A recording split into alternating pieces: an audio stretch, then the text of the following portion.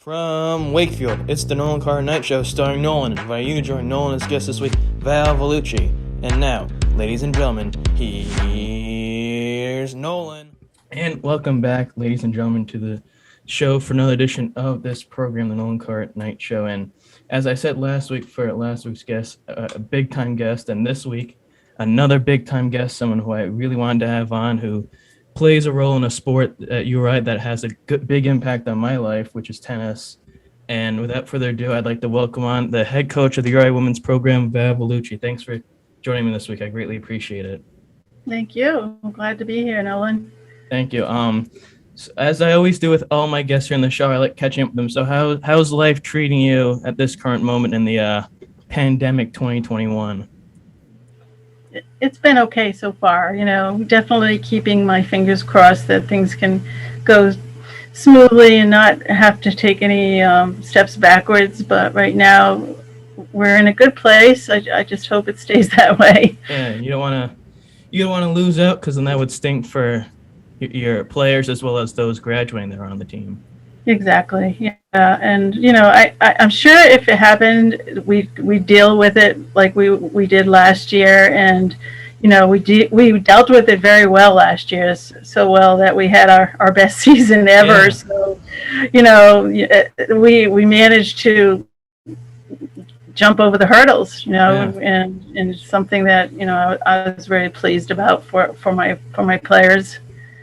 Well, that's what I kind of wanted to talk about. That obviously last year it was a pretty amazing season, ranked in the top 100, which is a very big accomplishment. Many sports at URI, I would think, haven't had that much success in the last few years, but that's very commendable for you, though. I mean, obviously I don't know if that was something you expected or hoping to do. I'm sure obviously that was something that you were looking to accomplish this time around. But for you, how do you manage to move past that, continue to do better after, so many great accomplishments last season?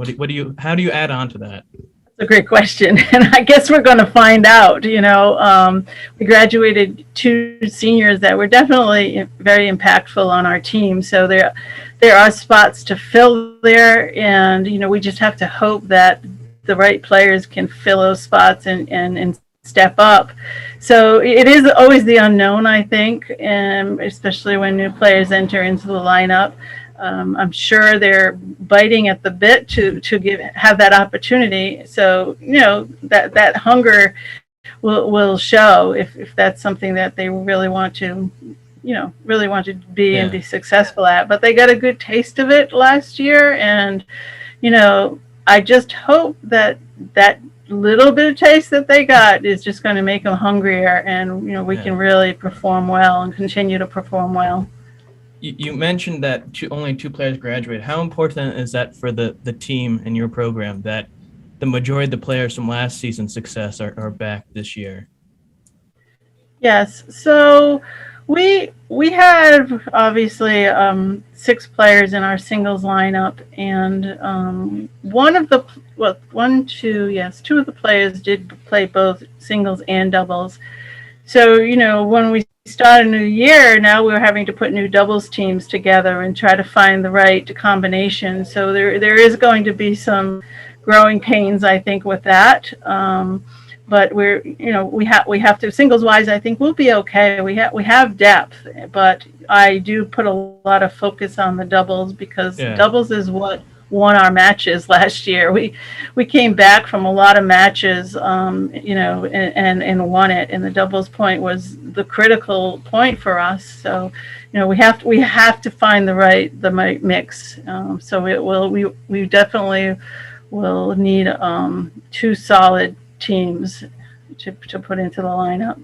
Now, if I can go back in time a little bit, just a short while ago, this is another stint for you here at URI. How important is this go around for you at the program? I think this is probably going to be the first year, and I hope it'll be where we'll do a full year, because even the year before last, our schedule was abbreviated. We got through the spring, and then suddenly it stopped, and we didn't get to finish the season nor go to A10s.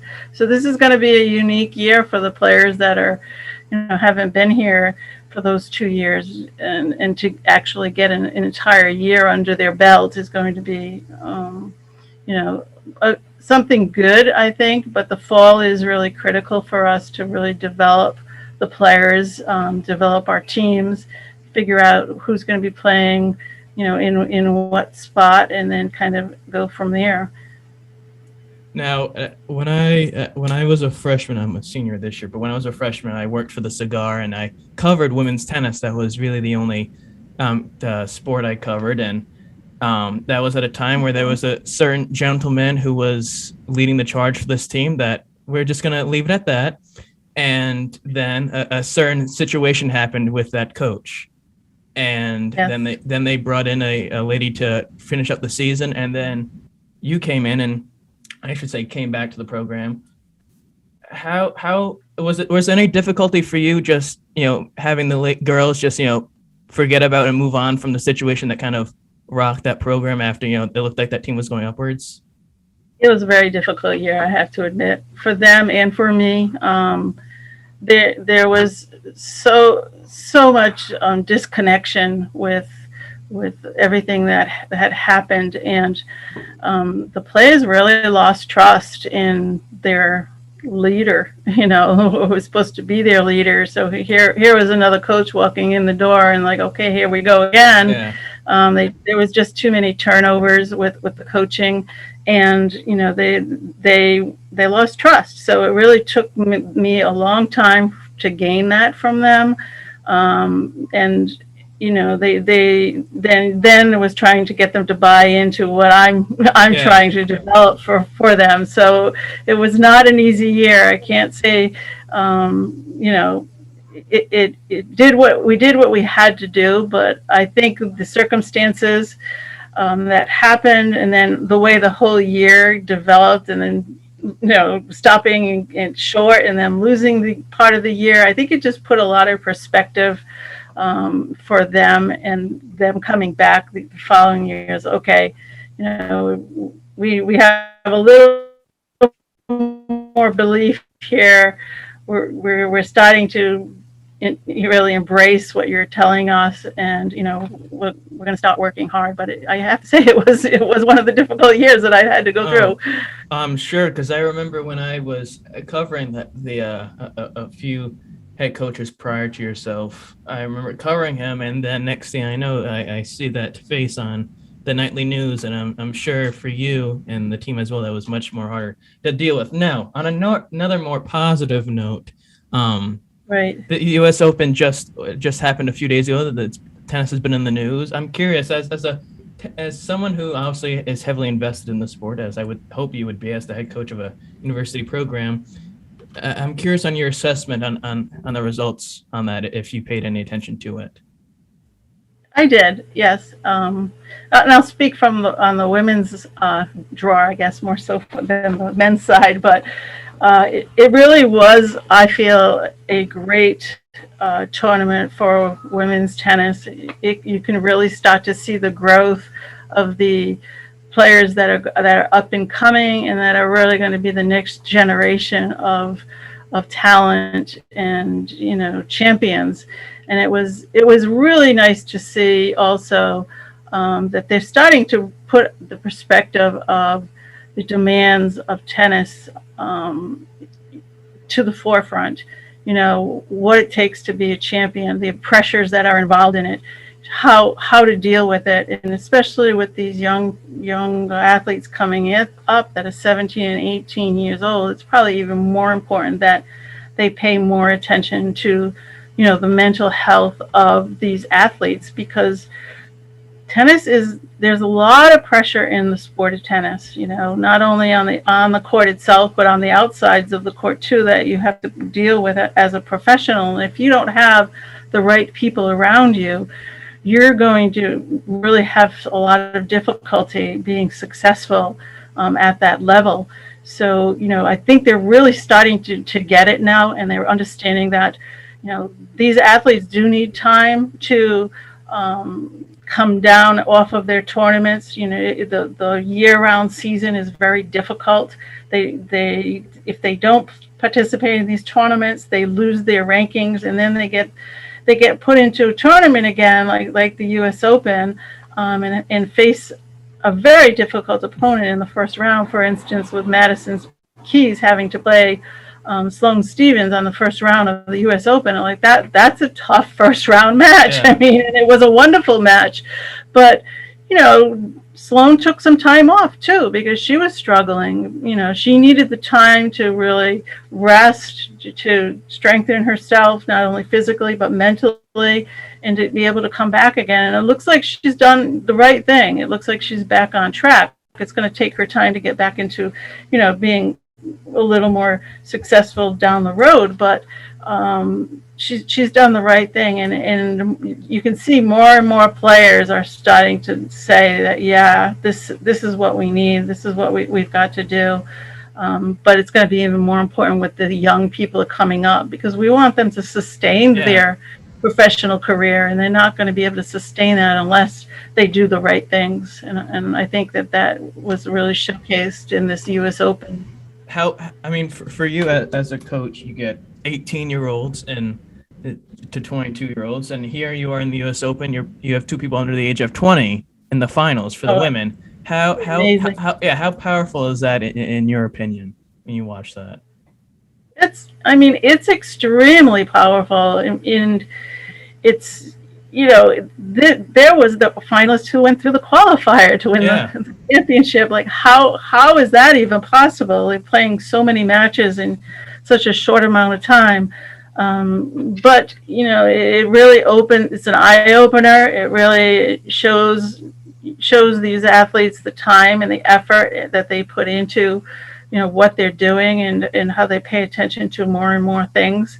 I love it, because then my athletes see that here's somebody their age winning the U.S. Open. And there's a new rating system right now. It's called the UTR that we as college coaches rely pretty heavily on. We don't put all our efforts or weight or whatever into it, but we do rely on to see how athletes are going to compete against each other. So this UTR rating, gives us an idea where if you competed against somebody with a lower UTR, your goal is to win as many games as you possibly can, because that affects the UTR rating. You don't want to get beat 6-0 anymore. You really want to try to get that one game, because it's great because it gives you that no quit attitude. It's like, let me get one more game. It might help my UTR, and it could be the one game that changes the match. And that I love that part of it. But then at the other end of it is sometimes they put too much weight on the UTR rating. Some of the athletes spend way too much time looking at UTRs, and sometimes you got to kind of step back from that. But UTR women in the professional level are typically 12. Some are 13. The greatest, probably the better ones can maybe get up to 14 UTR. 14 is unbelievable, but you might be getting like a 12, 13. My players, are all can all compete and to be successful, like against 9 UTRs. So there's not a big difference. And I said this to them the other day. I said, yes, they might be an 11, you might be a 9, but the difference is, what is going on between your ears, because they have all the shots. They have the technique, they have the shots, they have every tool that they need, but they need to become, that mental piece needs to be developed more. And that means just assessing things on the court, doing recognitions, problem solving, and then amongst all of that, staying cool-minded and focused. So that's a big combination at that point, and that's what makes great players great. So I do try to develop the mental piece with my athletes, so they are mentally tough, and I feel like that also made a difference for us last year. Well, I'm sure that's something that you have to work at baby steps, because you have athletes that I don't want to say a big ego because I don't want to say that about your team. I'm sure that they don't, but at that level, it's something that you really have to focus on because, you're working with people who are also adults. Now, on another note, in the professional world, I kind of want to discuss about, you see, as you mentioned, there's a new generation of players coming in and making their names known. There's some players you see, Serena, who got injured at the dropout and hasn't made a huge impact recently, to a certain degree. And then you see on the men's side, you see Djokovic trying to go for the calendar Grand Slam, wasn't able to get it. Then you see Roger missing out, knee surgery. For you, though, in your perspective, obviously you just mentioned, mental toughness.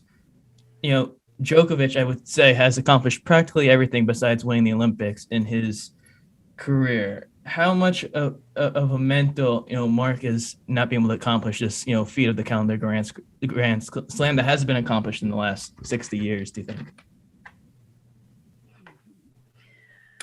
Grand Slam, yeah. So what you're asking me is how difficult it is to do that? Like for the he had the calendar Grand Slam where he wins every one right in the year, yeah, and it hasn't been done in like 60 years or whatever it has been. And obviously, talking about mental toughness, obviously he has some mental toughness, but he was looking for this, and that's one thing he's been missing in his career. So from your perspective, trying to be a big proponent of mental toughness in tennis, how do you assess where he goes from here? Yeah, I mean that. First of all, that's a very difficult thing to achieve, and that's why it's been so long that someone has not done it, because you're not only playing at all over the world with the traveling piece, but you're playing on all different surfaces. And, some games of some of the athletes are more conducive to certain surfaces. So it is a very difficult thing to achieve. Djokovic would probably be the one person that could have done it. And I honestly think the pressure got to him in this last effort that he made. I think it was weighing too much, and that's what tends to happen is, it's talked about so much that it becomes a bigger and bigger, something to try to lift off your shoulders. And I think that's really what happened, because he did not look like himself out there at all. And I'm not saying that Medvedev was not playing well, because he is an amazing athlete, but I do feel that Djokovic could have and should have won. It's just that it was difficult. I just felt there was pressure at that point. It was the same thing for Serena when she's still trying to win that one more Grand Slam, and she's gotten so close, but the pressure is it's just too big. It's too big, and sometimes you just can't get over that hurdle. Does that play? Do you think that has a big factor into mental health and the mental health that we've seen play out on the news with tennis lately? I do. I really do. It's an individual sport, and you can talk about team sports all day long, but they're not the ones who are. Let's just take basketball, for instance. Like, all right, when they're at the foul line shooting that ball and everyone's staring at them and they have one shot to make to win the game, they're not doing that every single point of the entire game. Yeah. So that amount of pressure that a basketball player feels at that moment is the same amount of pressure that a tennis player feels every single point. Yeah. There's much more urgency there. You don't have your teammates to rely on. If you're having a little off day, you don't pass the ball to somebody else. Well, today I'm only passing because I can't shoot. You don't have that ability. So you've got to be on every single day, every single point. So there is a lot of pressure, and sometimes it plays into the ego piece, and then it might go a step further than that, and they might take it to the point where it starts to become more self-worth issues, and it can really snowball into a very serious things. So that's why a player has to develop that mental toughness. How do you separate that? How do you separate those things that are happening, the pressure? And Djokovic kept preaching Billie Jean King, saying that pressure is a privilege. You have to think of it that way. And I always say it's an opportunity. How many people get these opportunities, Yeah. and just embrace it. Like, just want to be that person that hits the winning shot, that is under that focus, Yeah. the microscope. Want to be that person, embrace it, and just, go for it, and don't worry about missing or losing. Those are the things you have to constantly be reminding yourself.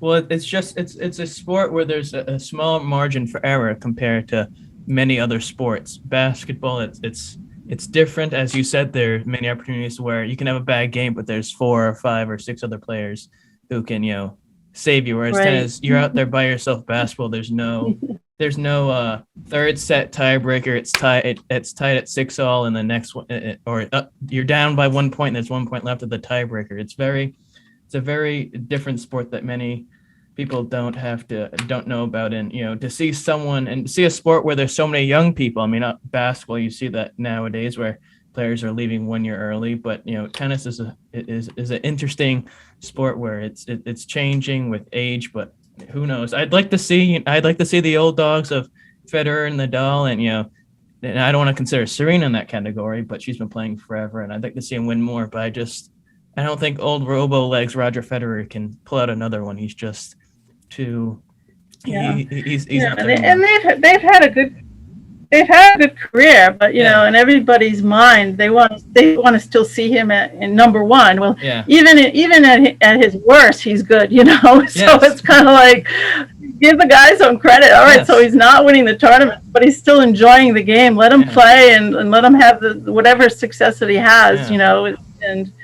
And don't create that added pressure to it. And that's the thing. Everybody's about the number one, or the top 10 or whatever. But these are the players that are playing. The top 100 are good players. You gotta really appreciate their talent. Even those who represent the United States in professional tennis, the men's side, although they haven't had much success, they're still pretty good, gosh darn, players out there in the top 100, 150. Even Federer, if he's not in the top one, he's still a dangerous top 5 seed if he's in the lower section out there. I wouldn't want to play him on the grass surface over at Wimbledon. Now, I want to end with this segment I do with the last few guests. It's called the One Word Challenge. I try my best to think of words or phrases that have to do with the field of the person. So obviously this will be all tennis since you're involved with tennis. So just when I say something, just think of the first thing that comes to your mind. URI. Rhode. USTA. It has to be tennis. What was it? USTA. First word that pops into my head. Competition. Billie Jean King.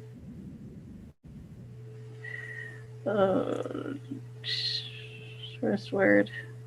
Blue suede shoes. Margaret. She used to play with blue sneakers. Really? Margaret Court. Yeah. Steady. Women's professional tennis. On the rise. I didn't give you one word. I'm sorry. No, that's fine. Whatever you can think of. Fundamentals. Basics. Val Villucci. Wow. Never giving up. Well, Coach Villucci, I'd like to thank you for spending this, time with me as this week's guest. I know you're busy and your season's, rolling down eventually to play some matches. So I thank you sincerely as a person who's spent a large chunk of their life involved with tennis.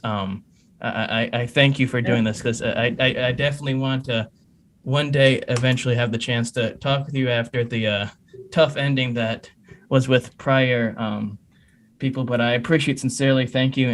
And for all those who listened and watched this, I know you enjoyed it so much. So do us a favor, like, share, subscribe, follow, because down the road, when a coach here gets inducted into the URI Hall of Fame, this is going to be a Oh, right.